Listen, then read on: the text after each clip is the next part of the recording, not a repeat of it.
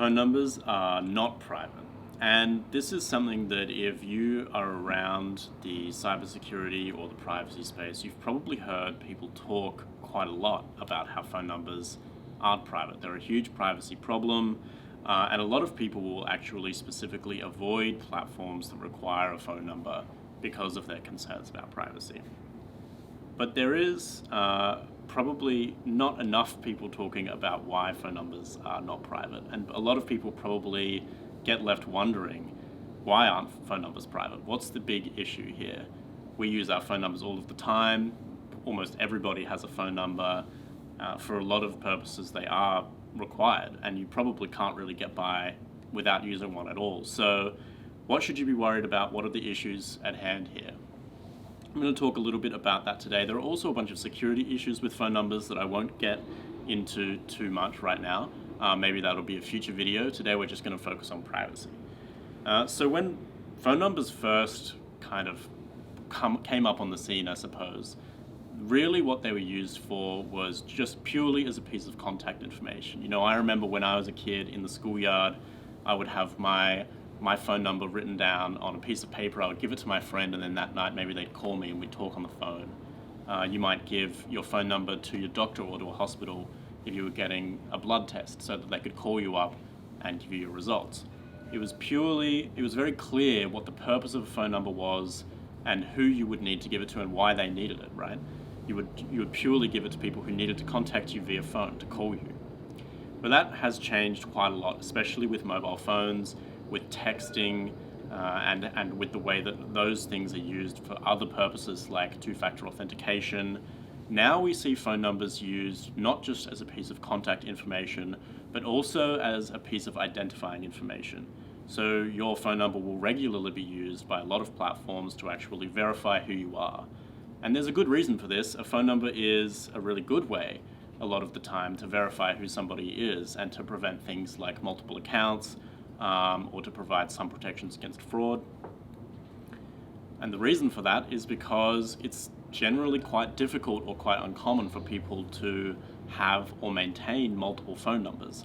So what happens is that you end up being stuck with the one phone number. I've had my phone number for probably 4 or 5 years now, and it hasn't changed in that time. And you keep it going for a long time. And you hand that piece of information out to a lot of different places, but also it becomes very easy for them to say, okay, you're signing up for a new account. We want to make sure that you're a real person, or we want to make sure that you're who you say you are. Give us your phone number. Maybe we'll send you a text message with a code, or maybe we will call you and verify that you're real. And this has become really widespread, really widespread. Even government services will use this, social media services will use this, messaging apps will obviously use this, and a lot of messaging apps will actually require your phone number still also to be a piece of contact information. But because now we're using it as a piece of identifying information as well, we've kind of ruined that initial purpose of using it as contact information. So what we end up here is you've got your phone number, which is very strongly connected to you, and everybody else has their phone number that's very strongly connected to them.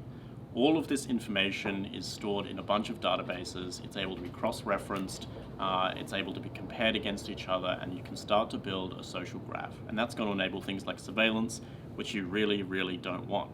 So phone numbers, because in so many places they are strongly connected to who you are and a whole bunch of other things about you, become a really valuable and high priority piece of metadata. And something that is really commonly targeted or commonly asked for by malicious governments or other kind of surveillance networks. So we really want to minimize as much as we can the necessity of using a phone number. There's still going to be instances where you need to use a phone number. Obviously, there's still going to be instances where you need to be your real identity to be identified, right? You need to give your real identity to your government in some instances to access government services, for example. But in other examples, like say signing up for Twitter, maybe giving your phone number away isn't something that you want to do, or signing up for a messaging app. And this is something that we've focused on really heavily with Session, is trying to come up with a different construct, something other than a phone number that people can use to contact each other. And that's a really important and core part of Session, and what helps make Session so much more private and more anonymous than a platform that was using a phone number. The other benefit that you have with a Session ID is with a phone number, obviously, like I was saying before, there's a huge amount of inertia with a phone number where changing your phone number is a big deal. You got to tell all your mates that your phone number's changed. You got to tell your family, your work, your bank, the government. You've got to tell social media platforms. So there's a huge long list of people that you have to tell. It's a big deal. Plus, on top of that, often you will have to go through a whole process to even be able to register a new number anyway. So people aren't going to be changing their phone numbers very often, and it's very difficult for them to get a new phone number. So the alternative with the Session ID is more or less completely instant to create a brand new one. It's almost ephemeral. You can create a new Session ID quickly and easily with no cost whatsoever. It won't be connected to your real identity. And so that's why we think that it's a really good thing to replace the phone number as a piece of contact information with something like the Session ID, which is more private and easily replaceable. So that's just the tip of the surface, I would say. With phone numbers and privacy, you could talk for hours about phone numbers and all the implications of using phone numbers, as well as a bunch of security issues that are associated with phone numbers. But I'm not going to get into all of that. This hopefully gave you a good primer about why phone numbers are a huge privacy issue. So I hope you enjoyed, and keep an eye out for maybe a follow-up video about phone number security.